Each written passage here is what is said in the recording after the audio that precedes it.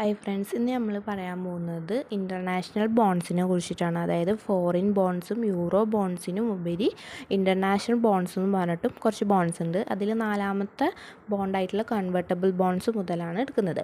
Convertible bones എന്ന് പറഞ്ഞാൽ ഒരു സ്പെസിഫിക് പീരീഡിന് ശേഷം നമ്മൾ ബോൺസിനെ ഇക്വിറ്റി ഷെയർസ് ആയിട്ടോ അല്ലെങ്കിൽ ഡെപ്പോസിറ്ററി റെസീപ്റ്റ്സ് ആയിട്ടോ കൺവേർട്ട് ചെയ്യുന്ന ബോൺസിനെയാണ് നമ്മൾ കൺവേർട്ടബിൾ ബോൺസ് എന്ന് പറയുന്നത്. ഇതിൻ്റെ ഒരു സ്പെഷ്യാലിറ്റി എന്ന് പറഞ്ഞാൽ ഇത് ലോവർ റേറ്റ് ഓഫ് ഇൻട്രസ്റ്റ് ആണ്. മറ്റുള്ള കൺവേർട്ടബിൾ ഡെപ്റ്റ് ഇൻസ്ട്രുമെൻറ്റ്സിനേക്കാളും ലോവർ റേറ്റ് ഇൻട്രസ്റ്റ് ആണ് ഏതിനുള്ളത്, ഈ ഒരു കൺവേർട്ടബിൾ ബോൺസിനുള്ളത്. ഇനി ഇതിൻ്റെ കൺവേർഷൻ പീരിയഡ് വരെ ഇഷ്യൂർ എന്ത് ചെയ്യണം, ഇൻട്രസ്റ്റ് പേ ചെയ്യണം. അത് ഡോളേഴ്സിലോ അല്ലെങ്കിൽ അതർ ഫോറിൻ കറൻസിയിലോ എന്ത് ചെയ്യണം, ഈ ഒരു കൺവേർഷൻ ടൈം വരെ എന്ത് ചെയ്യണം, ഇഷ്യൂർ ഇൻട്രസ്റ്റ് പേ ചെയ്യണം. ഇനി ഒരു കൺവേർഷൻ എന്നുള്ള പ്രോസസ്സ് നടന്നിട്ടില്ലെങ്കിൽ റിഡംഷൻ ചെയ്തിരിക്കണം, ഫോറിൻ കറൻസിയിൽ പേ ചെയ്തിരിക്കണം. ഈ ഒരു പ്രോസസ്സിനെയാണ് ഫോറിൻ കറൻസി കൺവെർട്ടബിൾ ബോൺസ് എന്ന് പറയുന്നത്. അതായത് ബോൺസ് ഇക്വിറ്റി ഷെയർസ് ആയിട്ടോ ഡെപ്പോസിറ്റ് റെസിപ്റ്റ് ആയിട്ടോ കൺവേർട്ട് ചെയ്തിട്ടില്ലെങ്കിൽ അതിനെ ഫോറിൻ കറൻസിയിൽ റിഡംഷൻസ് പേ ചെയ്യണം. അതിനെ പറയുന്നതാണ് ഫോറിൻ കറൻസി കൺവെർട്ടബിൾ ബോൺസ് എന്നുള്ളത്.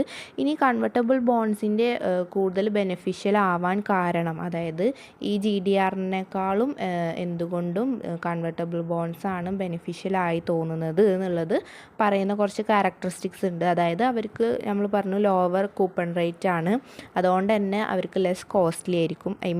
കൺവെർട്ടബിൾ ബോൺസിന് ലെസ് കോസ്റ്റ് ആയിരിക്കും. അതേപോലെ തന്നെ അവരൊരു ബ്രോഡർ ഇൻവെസ്റ്റർ ബേസിലാണ് പ്രൊവൈഡ് ചെയ്യുന്നത്. പിന്നെ അതേപോലെ തന്നെ ഹൈ പ്രീമിയം, ഇഷ്യൂറിന് ഹൈ പ്രീമിയം അലോ ചെയ്യുന്നുണ്ട്. പിന്നെ പറയുന്നത് നമ്മൾ ഇതിൻ്റെ മെയിൻ സ്പെസിഫിക് ആയിട്ടുള്ള ഒരു ബെനിഫിഷ്യൽ എന്ന് പറയുന്നത് കൺവേർട്ടബിലിറ്റി എന്നുള്ളൊരു ഓപ്ഷൻ എന്ത് ചെയ്യുന്നുണ്ട്, ഈ ഒരു കൺവേർട്ടബിൾ ബോൺസിനുണ്ട്. പിന്നെ അതേപോലെ തന്നെ ഡെപ്റ്റ് ഇക്വിറ്റി റേഷ്യോ, കൺവേർഷന് ശേഷം ഡെപ്റ്റ് ഇക്വിറ്റി റേഷ്യോ ഡിക്രീസ് ചെയ്യാനും കൂടി ഹെൽപ്പ് ചെയ്യുന്നുണ്ട്. നെക്സ്റ്റ് വണ്ണാണ് ഡുവൽ കറൻസി ബോൺസ്. അതായത് ഇത് ഒരു സ്ട്രെയിറ്റ് ഫിക്സഡ് റേറ്റ് ബോൺസ് ആണ്. ഒരു കറൻസിയിൽ ഇഷ്യൂ ചെയ്യും, അതായത് സ്വിസ് ഫ്രാൻസിസിലോ അല്ലെങ്കിൽ സെയിലോ ഒക്കെ ഇഷ്യൂ ചെയ്യും. അതേ സെയിം കറൻസിയിൽ തന്നെ കൂപ്പൺ ഇൻട്രസ്റ്റും പേ ചെയ്യും. പക്ഷേ മെച്യൂരിറ്റി പീരിയഡിൽ പ്രിൻസിപ്പൽ എമൗണ്ട് റീപേ ചെയ്യുന്നത് അനദർ കറൻസിയിലായിരിക്കും.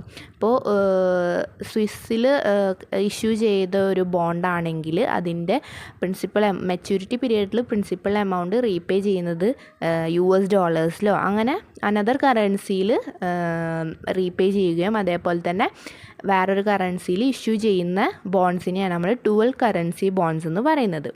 കോക്ടെയിൽ ബോൺസ് എന്ന് പറയുന്നത് ഒരു മിക്സ്ചർ ഓഫ് കറൻസിനെ ഡിനോമിനേറ്റ് ചെയ്യുന്ന ബോണ്ടിനെയാണ് കോക്ടെയിൽ ബോൺസ് എന്ന് പറയുന്നത്. അതായത് SDR ബോൺസ് എന്ന് പറഞ്ഞാൽ 5 കറൻസീസിൻ്റെ ഒരു വെയ്റ്റഡ് ആവറേജിനെ റെപ്രസെൻറ്റ് ചെയ്യുന്നതാണ് SDR എന്ന് പറയുന്നത് ഒരു കറൻസി അല്ല, ഒരു ഇൻ്റർനാഷണൽ റിസർവ് അസറ്റാണ്. അതായത് 5 കറൻസീസിൻ്റെ ഒരു വെയ്റ്റഡ് ആവറേജിനെ റെപ്രസെൻറ്റ് ചെയ്യുന്നൊരു ഇൻ്റർനാഷണൽ റിസർവ് അസറ്റാണ്. അതായത് US ഡോളർ, യൂറോ, പിന്നെ ചൈനീസ് റെൻമിൻബി, പിന്നെ ജപ്പാനീസ് യെൻ, ബ്രിട്ടീഷ് പൗണ്ട്സ്, ഈ 5 കറൻസീസിനെ റെപ്രസെൻറ്റ് ചെയ്യുന്നൊരു ഇൻ്റർനാഷണൽ റിസർവ് അസറ്റാണ് SDR എന്ന് പറയുന്നത്. അതേപോലെ തന്നെ ഇൻവെസ്റ്റേഴ്സ് ഇത് പർച്ചേസ് ചെയ്യുന്നത് എന്തിനാണെന്ന് വെച്ചാൽ അവർക്ക് കറൻസി ഡൈവേഴ്സിഫിക്കേഷൻ്റെ ഒരു ബെനിഫിറ്റ് കിട്ടാൻ വേണ്ടിയിട്ടാണ് ഇൻവെസ്റ്റേഴ്സ് ഈ ഒരു കോക്ടെയിൽ ബോൺസ് പർച്ചേസ് ചെയ്യുന്നത്. പിന്നെ അതുപോലെ തന്നെ ഒരു കറൻസീൻ്റെ ഡിപ്രിസിയേഷൻ നമുക്ക് വേറൊരു കറൻസീൻ്റെ അപ്രീസിയേഷനുമായിട്ട് ഓഫ്സെറ്റ് ചെയ്യാൻ പറ്റും. അങ്ങനെ ഒരു ബെനിഫിറ്റും കൂടി എന്തുണ്ട്, ഈ ഒരു കോക്ടെയിൽ ബോൺസിലുണ്ട്. ഓക്കെ, പിന്നെ പറയുന്നതാണ് ബ്രാഡി ബോൺസും സോവറിൻ ബോൺസും. ഓക്കെ, ബ്രാഡി ബോൺസ് എന്ന് വെച്ചാൽ ബാങ്കുകാർ ഈ എക്സിസ്റ്റിംഗ് ആയിട്ടുള്ള ലോൺസ് ഉണ്ടല്ലോ അത് റീസ്ട്രക്ചർ ചെയ്യും. എന്തിനാണെന്ന് വെച്ചാൽ ഈ ലെസ് ഡെവലപ്ഡ് കൺട്രീസ് ഉണ്ടല്ലോ അവർക്ക് ഈ ലോൺ ഫുള്ളി റീപേ ചെയ്യാൻ പറ്റാത്തൊരവസരത്തിൽ ഈ ബാങ്കുകാർ ഈ ലോണിനെ റീസ്ട്രക്ചേർഡ് ചെയ്യും. എന്താക്കിയിട്ട് മാറ്റും, ബ്രാഡി ബോൺസ് ആക്കിയിട്ട് മാറ്റും. ഈ ബ്രാഡി ബോൺസിൻ്റെ പ്രത്യേകത എന്താണെന്ന് വെച്ചാൽ ഇവർക്ക് ലോങ്ങർ മെച്യൂരിറ്റി പീരീഡും അതേപോലെ തന്നെ ലോവർ ഇൻട്രസ്റ്റ് റേറ്റ്സുമാണുള്ളത്. ലോങ്ങർ മെച്യൂരിറ്റീസും ലോവർ ഇൻട്രസ്റ്റ് റേറ്റ്സും ആണുള്ളത് ഒറിജിനൽ ലോൺസിനേക്കാളും. അതിനാണ്. അപ്പോൾ ഈ ലെസ് ഡെവലപ്ഡ് കൺട്രീസിലുള്ള പീപ്പിൾസിന് എന്ത് ചെയ്യാൻ പറ്റും, ഈ ബ്രോഡി ബോൺസ് ആക്കിയിട്ട് മാറ്റിയാൽ അവർക്ക് കൂടുതൽ ടൈം ഓഫ് പീരീഡും കിട്ടും, അതേപോലെ തന്നെ ലോവർ ഇൻട്രസ്റ്റ് റേറ്റും ആവും. അപ്പോൾ എന്താണ്, ഈ എക്സിസ്റ്റിംഗ് ആയിട്ടുള്ള ലോൺസ് റീസ്ട്രക്ചേർഡ് ചെയ്തിട്ട് ബ്രാഡി ബോൺസ് ആക്കി മാറ്റുകയാണ് ഈ ബാങ്കർ ചെയ്യുന്നത്. ഓക്കെ, നെക്സ്റ്റ് പറയുന്നതാണ് ആൽപൈൻ കൺവേർട്ടബിൾസ് എന്നുള്ളത്. ആൽപൈൻ കൺവേർട്ടബിൾസ് എന്ന് പറയുന്നത് ഒരു കമ്പനീസിന് ഒരു ന്യൂ ഓൾട്ടർനേറ്റീവ് ആയിട്ടാണ് ഈ ഒരു ആൽപൈൻ കൺവേർട്ടബിൾസ് വന്നിട്ടുള്ളത്. അതായത് കമ്പനീസ് ഈ ഓവർസീസ് ഫണ്ട്സിനൊക്കെ നോക്കുന്ന കമ്പനീസിനൊരു ഓൾട്ടർനേറ്റീവ് ആയിട്ടുള്ള ഒരു സംഭവമാണ് ആൽപൈൻ കൺവേർട്ടബിൾസ് ഉണ്ട്. അതായത് ഈ ആൽപൈൻസ് എന്ന് പറയുന്നത് കൺട്രീസിലേക്കുള്ളൊരു എൻട്രി മേക്കിംഗ് ആണ് എന്ത് ആൽപൈൻ കൺവേർട്ടബിൾസ് ചെയ്യുന്നത്. അതായത് 3 മേജർ സ്വിസ് ബാങ്ക്സ് ത്രൂ ഒരു കൺട്രിയിലേക്ക് എൻട്രി നടത്തുന്നൊരു ബോൺസാണ് ഈ ആൽപൈൻ കൺവേർട്ടബിൾസ് എന്ന് പറയുന്നത്. അതായത് സ്വിസ് ബാങ്ക്സ് ആണ് മേജറായിട്ടുള്ളത് 3 union bank of Switzerland, credit Swiss and Swiss banking corporations.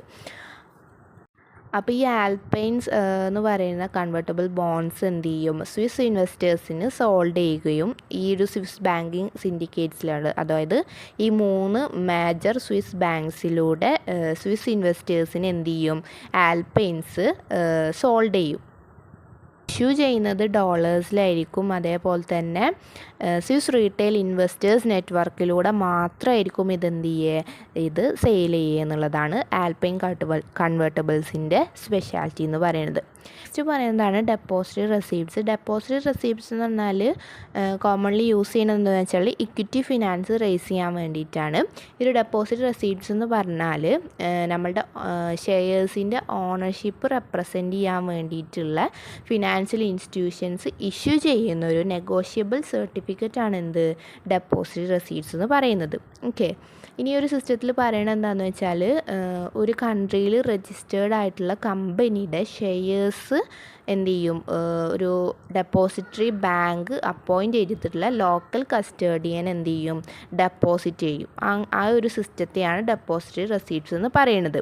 Okay, അങ്ങനെ ഈ ഡെപ്പോസിറ്ററി എന്ത് ചെയ്യും, റെസീപ്റ്റ്സ് ഇഷ്യൂ ചെയ്യും. ആ ഷെയർസ് ഡെപ്പോസിറ്റ് ചെയ്തതിന് റെസീപ്റ്റ്സ് എന്ത് ചെയ്യും, ഇഷ്യൂ ചെയ്യും. ആ ഒരു ഇഷ്യൂ ചെയ്യുന്ന റെസീപ്റ്റ്സിനെയാണ് നമ്മൾ ഡെപ്പോസിറ്ററി റെസീപ്റ്റ്സ് എന്ന് പറയുന്നത്.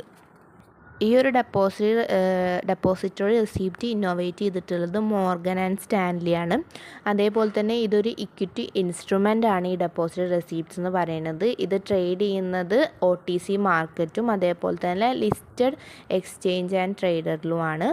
പിന്നെ അതേപോലെ തന്നെ 3 ടൈപ്സ് ഓഫ് ഡെപ്പോസിറ്റ് റെസീപ്റ്റ്സ് ആണുള്ളത്. First one global deposit receipts, പിന്നെ അമേരിക്കൻ ഡെപ്പോസിറ്റ് റെസീപ്റ്റ്സ്, പിന്നെ ഇൻ്റർനാഷണൽ ഡെപ്പോസിറ്റ് റെസീപ്റ്റ്സ്. ഇതിൽ ഞാൻ പറയുന്നത് ഗ്ലോബൽ ഡെപ്പോസിറ്റ് റെസീപ്റ്റ്സ് ആണ്. ഗ്ലോബൽ ഡെപ്പോസിറ്റ് റെസീപ്റ്റ്സ് അഥവാ GDRs എന്ന് പറയുന്നത് all over the world except America, United state of അമേരിക്കയിൽ ട്രേഡ് ചെയ്യുന്ന റെസീപ്റ്റ്സിനെയാണ് ഡെപ്പോസിറ്റ് റെസീപ്റ്റ്സ് എന്ന് പറയുന്നത്. സ്റ്റോക്ക് എക്സ്ചേഞ്ചിലൂടെയാണ് ഇത് ട്രേഡ് ചെയ്യുന്നത്. അതായത് യൂറോപ്യൻ സ്റ്റോക്ക് എക്സ്ചേഞ്ച് ആയിട്ടുള്ള ലക്സംബർഗിലോ ലണ്ടൻ സ്റ്റോക്ക് എക്സ്ചേഞ്ചിലോ അല്ലെങ്കിൽ ഏഷ്യൻ സ്റ്റോക്ക് എക്സ്ചേഞ്ച് ആയിട്ടുള്ള ദുബായിലോ സിംഗപ്പൂർ സ്റ്റോക്ക് എക്സ്ചേഞ്ചസിലുമാണ് ഇതെന്ത് ചെയ്തിട്ടുള്ളത്, കോമൺലി ലിസ്റ്റ് ചെയ്തിട്ടുള്ളത്. പിന്നെ GDR എന്ന് പറയുന്നത് ഒരു നെഗോഷിയേറ്റഡ് സർട്ടിഫിക്കറ്റാണ്. അതേപോലെ തന്നെ all over the parts of the വേൾഡിൽ ഇഷ്യൂ ചെയ്യുന്നതാണ് except the United States of America. Main purpose of GDR എന്ന് പറയുന്നത് ഇൻ്റർനാഷണൽ കമ്പനീസിനെ ഹെൽപ്പ് ചെയ്യുക എന്നുള്ളതാണ്. To seek financing of their operations from investors in different countries around the world. And GDR എന്ന് പറയുന്നത് ഒരു ബാങ്ക് സർട്ടിഫിക്കറ്റ് ആണ് issued in more than 1 country for shares in a foreign company. അതിനെയാണ് നമ്മൾ GDR അഥവാ global depository receipts എന്ന് പറയുന്നത്. അപ്പോൾ ഇത്രയാണ് ടോപ്പിക്ക് വരുന്നത്.